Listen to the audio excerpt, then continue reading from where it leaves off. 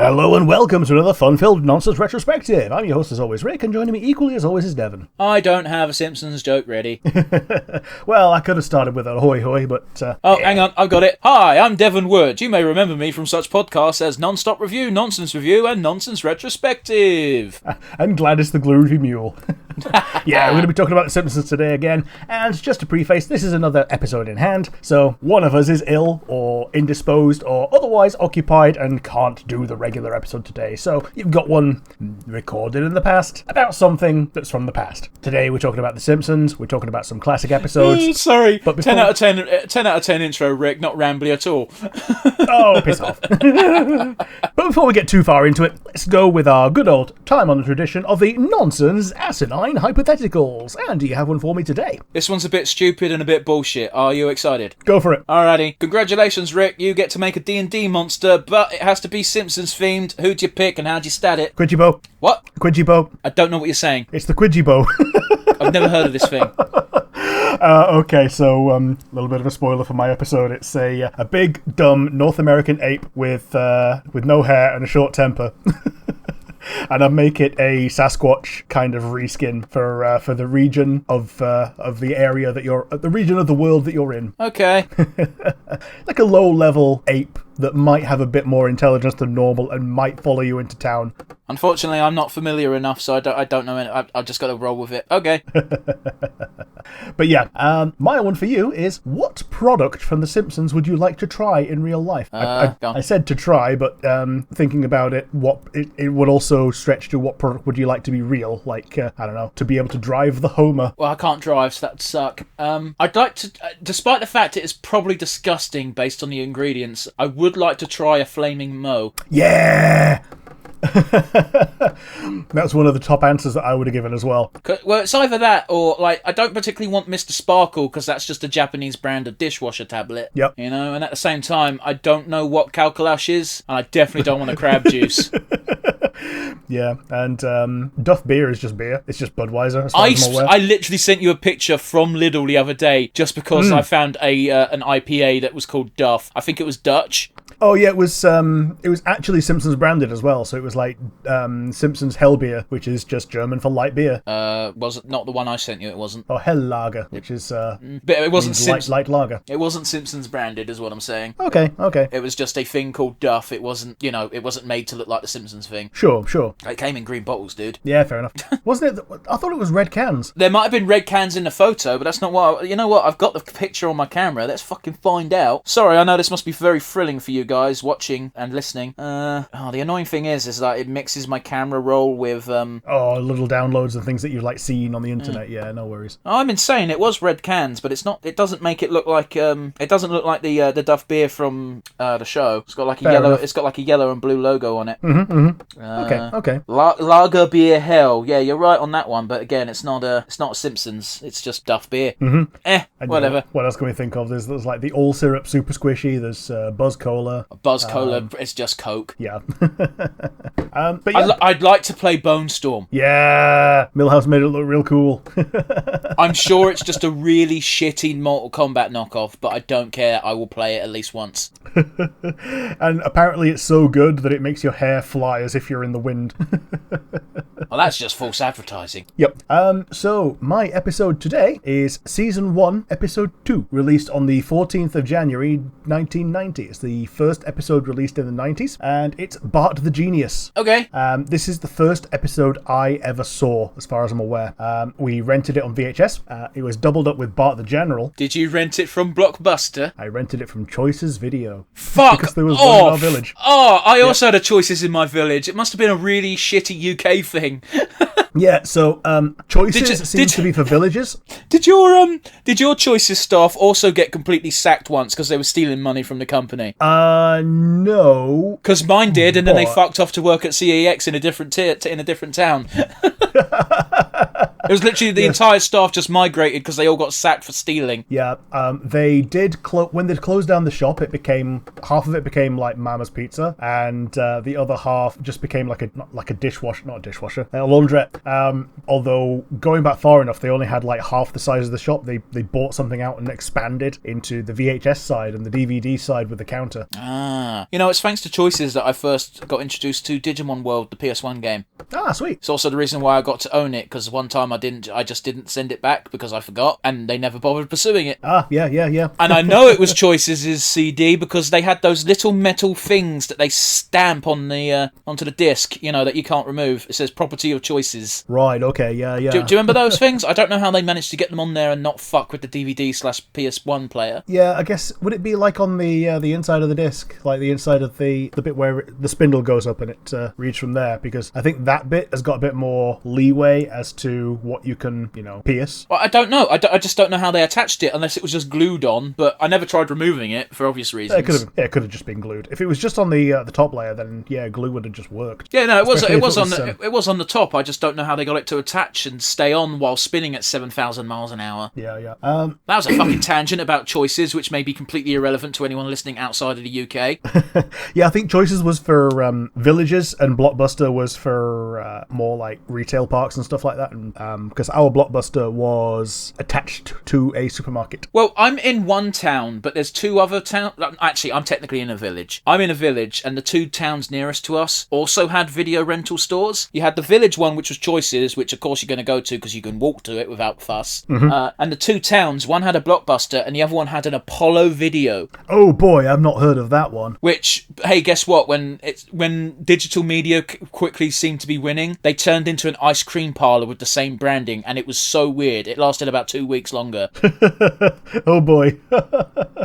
But yeah, Bart the Genius is the episode where Bart takes an intelligence test. I genuinely don't remember this one. So it's the first appearance of one Martin Prince. I imagine it's the first appearance of a fair few characters. First appearance of Mrs. Krabappel. The first utterance of Eat My Shorts. It's the episode where Skinner's pathetic meme comes from, although he doesn't actually say anything in that scene. And it gives us the Quidgibo. It's the family is playing Scrabble. Homer has oxidized in his tiles and he can't make a word out of it. Lisa plays the word id and gets roasted for a... That's a psychological term, guys, in case you weren't sure. Yeah. She gets roasted for using an abbreviation and then she defines what an id is. And then Bart is bored, so he plays just letters from his hand and he invents the word Quidgibo. Kwyjibo. And Homer says, "You're not leaving this table until you tell me what the Quidgibo is." And he's eating a banana, looking like an ape.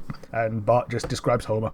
Big, dumb, balding North American ape with no chin. And then Marge adds, "and a short temper." I don't listen. Back when family game nights were a thing, realistically, and you'd play board games, I understand the frustration of having one person clearly fucking cheating. Yeah. However, it's Scrabble. Who gives a fuck?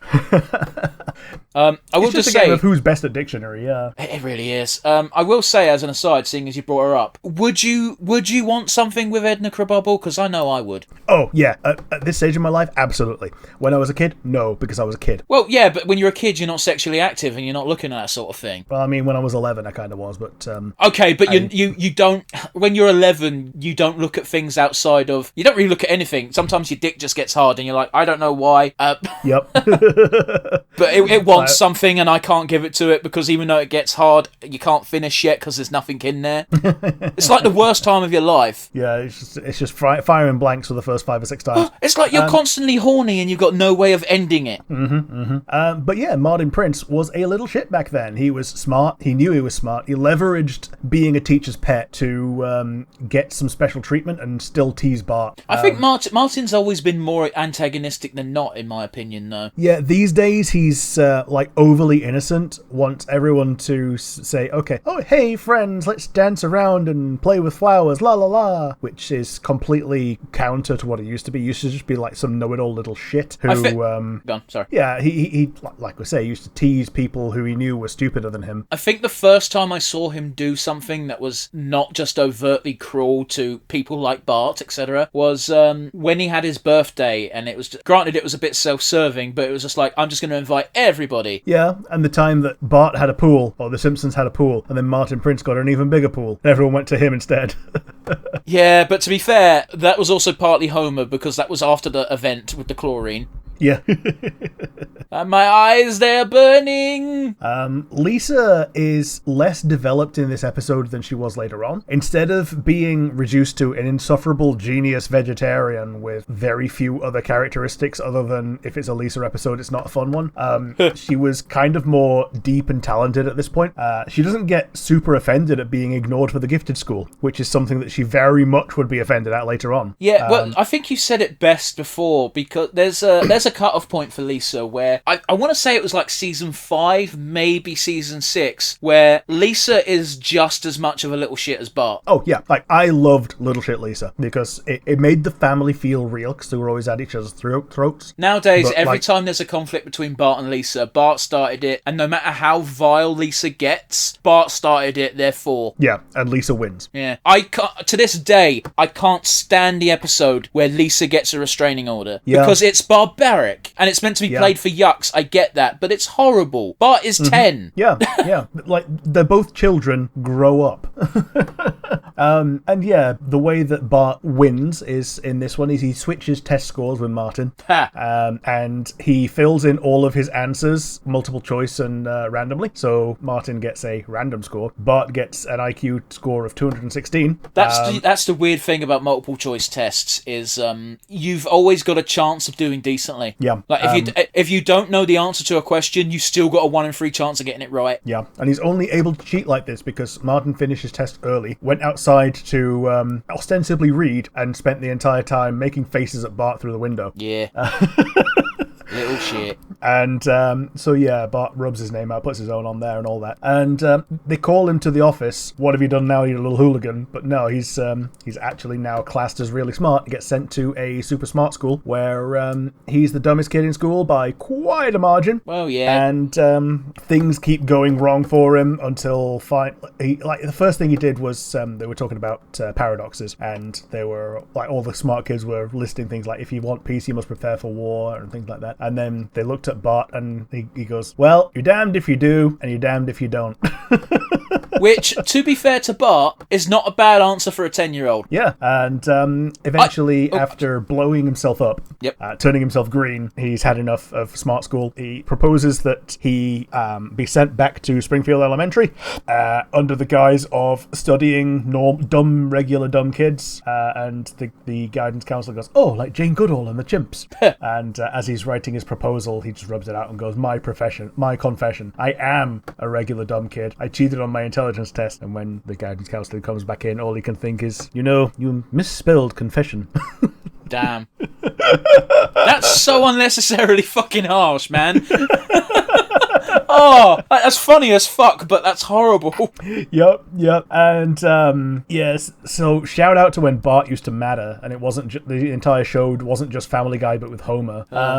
But this had a vast animation bump to the episode that was produced before it, not aired before it, but produced before it, which was the Miss Bots episode. Last time we did one of these little stints, I touched on the Miss Bots episode. It was infamous for inconsistent animation. Some fans think that's great because it was done by Klasky Supo, who did Rugrats. Okay. But apparently Fox wanted something more marketable where characters stay on model, and they were given the ultimatum of improve or get cancelled. If this episode hadn't been as well animated as it was, then The Simpsons could have ended with season 1. I understand where Fox is coming from to a certain degree, because while I like out their art styles, it has to be consistent. Yeah, totally. Because Rugrats is far from the peak of animation, but it's consistent throughout. Yeah, and even if characters are kind of off-model a little bit. Like Steven Universe looking at you. Oh, yeah. Like, characters being off-model for comedic purposes, I think is great. Like, if someone is incredibly animated in their face in a way that shouldn't normally be possible, I think that could possibly serve the character well. But yeah, the ending of the episode, Homer is giving Bart a bath, like, outside to get the green off of him, because he's turned himself green, blowing himself up. And he goes, I bet Einstein turned himself all sorts of colours when he invented the light bulb. though. Oh, for fuck's sake. Oh, he's trying. That's what matters. It's like, what he's saying is stupid, but his heart is so in the right place. Yeah, and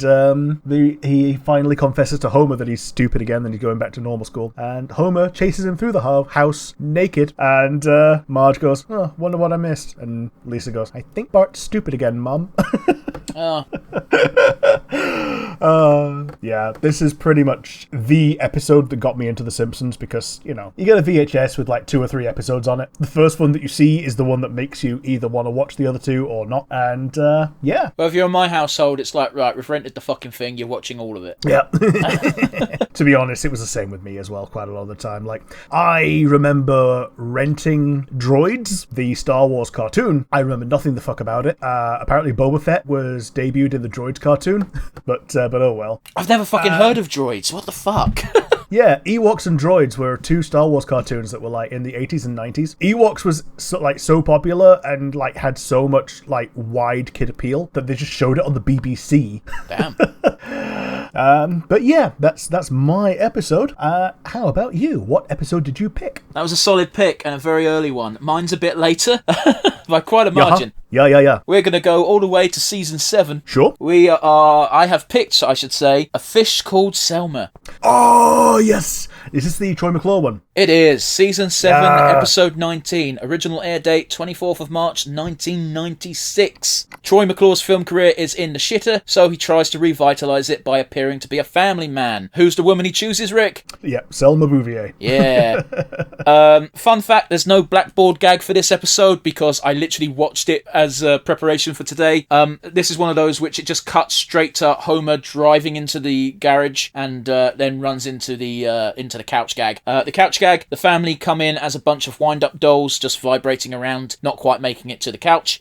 This couch gag was actually shared with an earlier episode in the season, which is probably a bit more well-known, or at least more well-remembered, King Size Homer. Sure. So yeah, this is one of those few times where they reused the couch gag in the same season as well, which is a bit odder. Yeah, it is a bit weird, isn't it? Yeah. But yeah, I fondly remember this episode. I was toying with picking it, and it's one of the 2 Selma's Weddings episodes that are, you know, good. The other one being the one with Sideshow Bob. Oh, okay.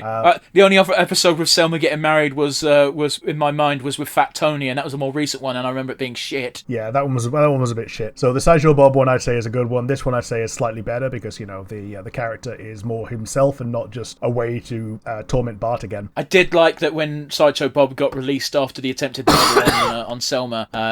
It was well, first of all, it's Sideshow Bob going, "I mean, attempted murder. What even is that?" Did they give a Nobel Prize for attempted chemistry? And then you've also got his lawyer going, "Can anybody honestly tell me here that you're not thinking of killing this woman right now?" And then Patty's got her hand up saying, she always leaves the toilet seat up. Which makes no sense, but okay. I know. Stupid. But yeah, as we already mentioned, it's a big Troy McClure episode, which I'm always down for. Essentially, yes, the crew wanted to do a Troy McClure episode, and this is what happened. Yeah, it shows a bunch of Troy McClure lore that we don't otherwise get, like that he drives a DeLorean. He needs prescription glasses, but they make him look like a nerd. Yep. He lives with the fishes. He lives off of his good looks, and therefore he doesn't wear his glasses ever. Yep. But yeah, the reason why I bring up it being a big Troy McClure episode is Phil Hartman gets a guest voice spot, which is weird that he's technically classed as a guest actor because it feels like he appears in a lot of them, at least back when he was alive. Yeah, he's like Marshall Wallace. Like, because he's technically not part of the main cast, they could give him like non-union rates or something. I don't know. Or it might be the other way around. Like, they're guys who are not unionized, but if you had a union person, you had to pay them separately as a guest. Either way. But there was also another guest actor in this one, Rick, which I had no idea this character was voiced by someone famous. Okay.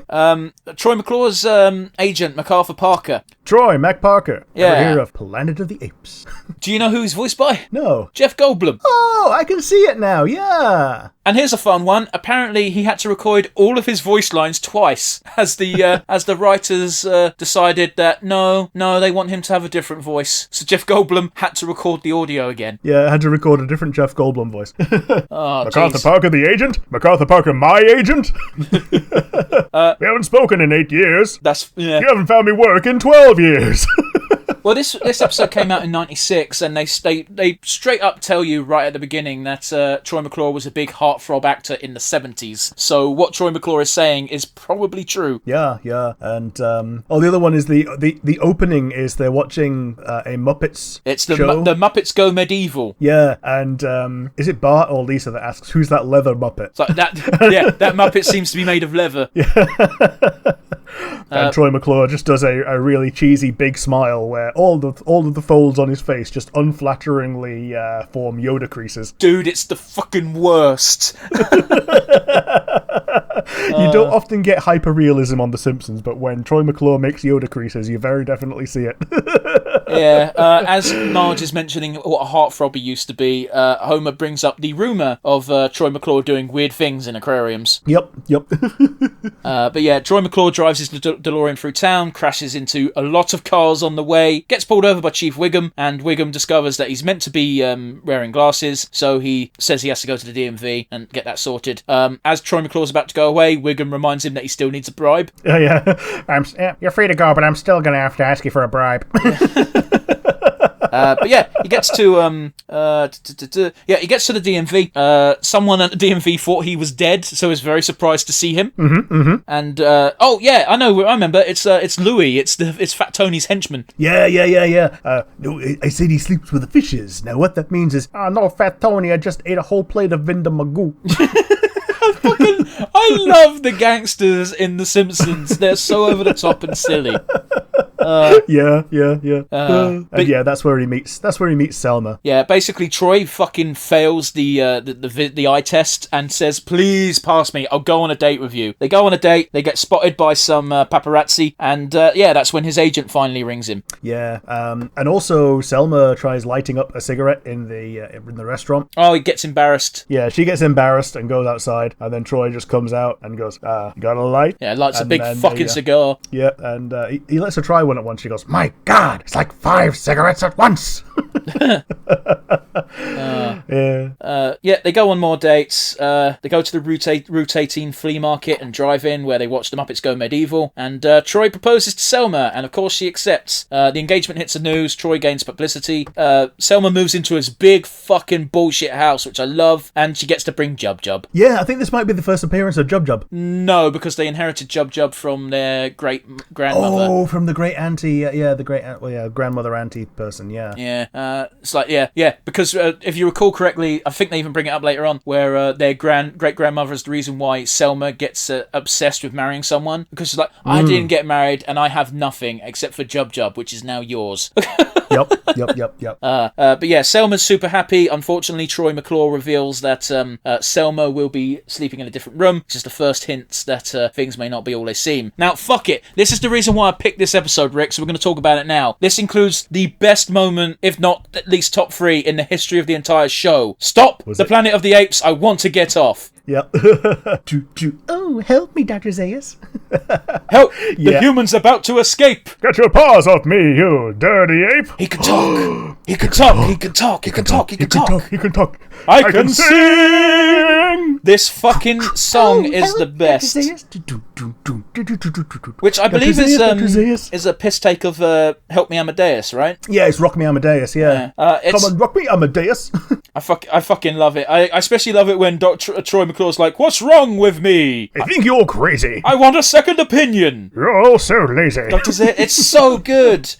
There's a bit where one of the apes just randomly does some breakdancing, and Bart just goes, "This play has everything." The reason why that just randomly happens is there was someone on the Simpsons staff who could just do that, so he did it, and they used it as reference to animate it. Nice. I think the last bit of the first song is Troy McClure going, "Can I play the piano anymore?" Of course you can. Well, I couldn't before.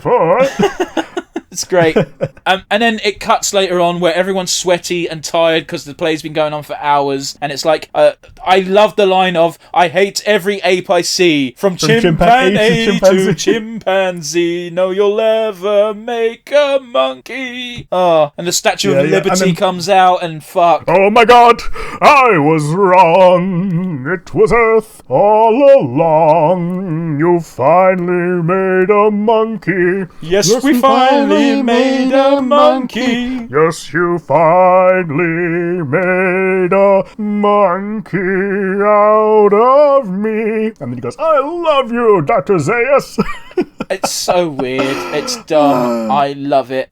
Full credit to David X. Cohen, because he's responsible for at least the second half of the song. I forgot to write down who did the first bit, so I apologise. There was someone else who worked on that, but I wrote here, give credit to, and then left it blank, because I'm a fucking idiot. I believe this was actually before he became David X. Cohen as well. So Yes, he became David X. Cohen because, do you want to tell the story? Yeah, it was Futurama.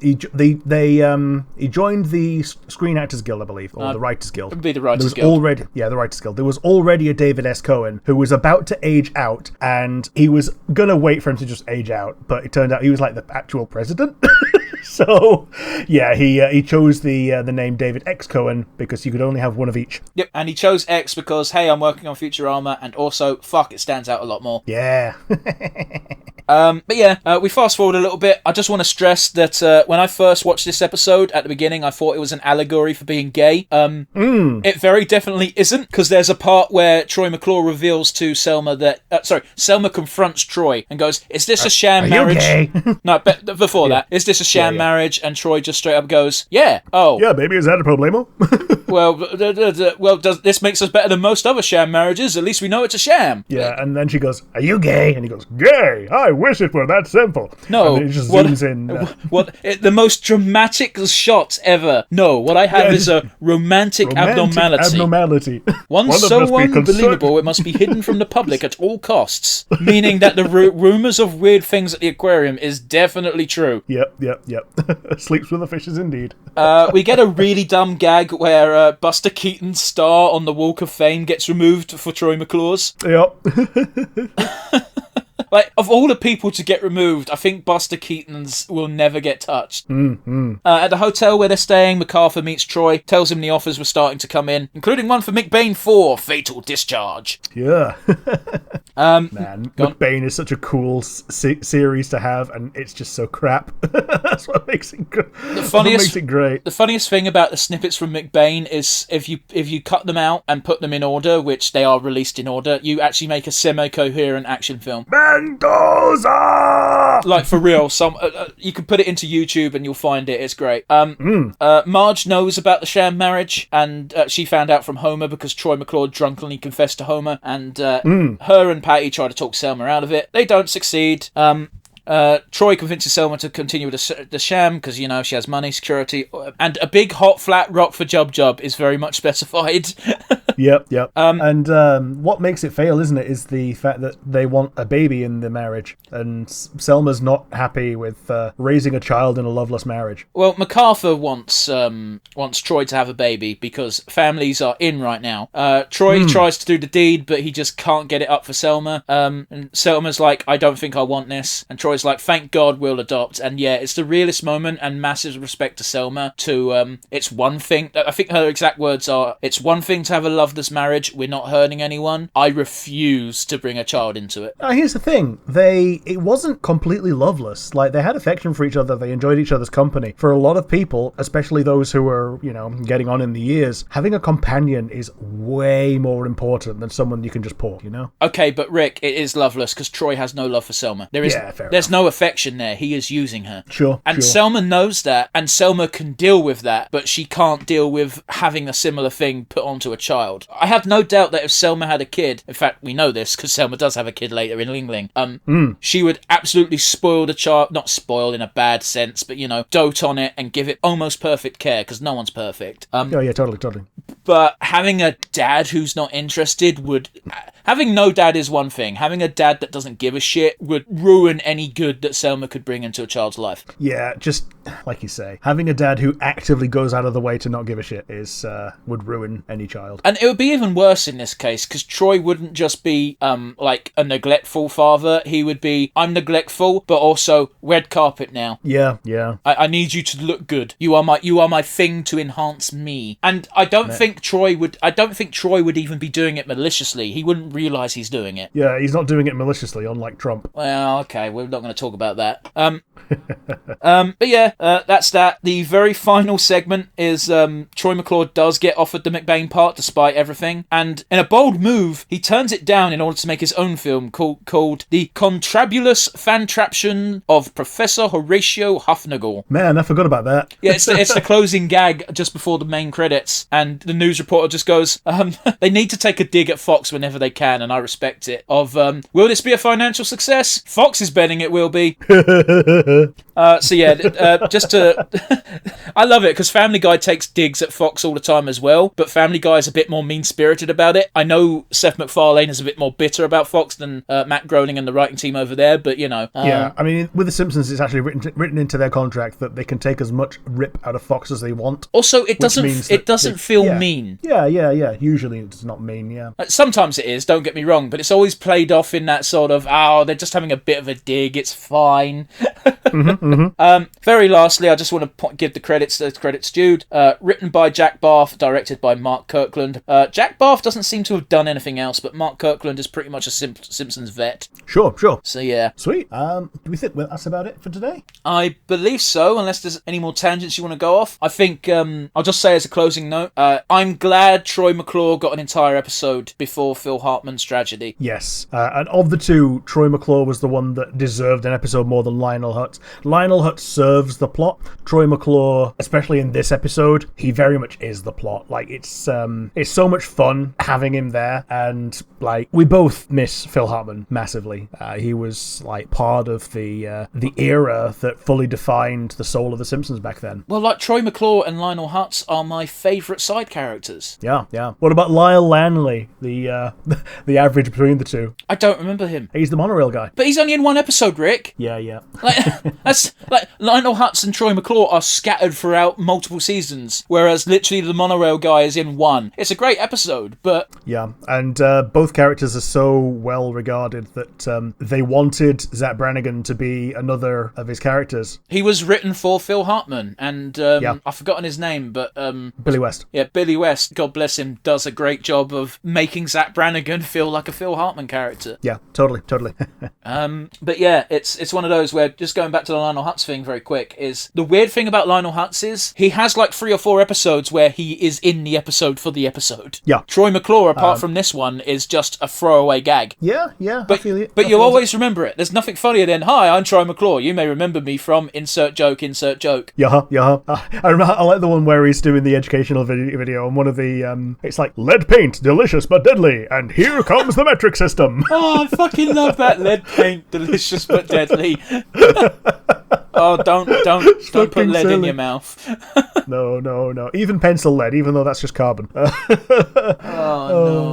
Yeah, okay. I think it's time to wind down, Rick. Yeah, I think that's just about it for us today. If you like the episode, you've got the comment section down below on YouTube. If you're listening via one of the many audio platforms, you can send us an email. Where would this in that to? nonsensereviewuk@gmail.com. Once again, that is nonsensereviewuk@gmail.com. Yeah, send us any thoughts, send us any thoughts you like, any suggestions, anything like that. So, it's going to be a goodbye from me. And hopefully we'll be returning to our usual format next week. Ta-ra!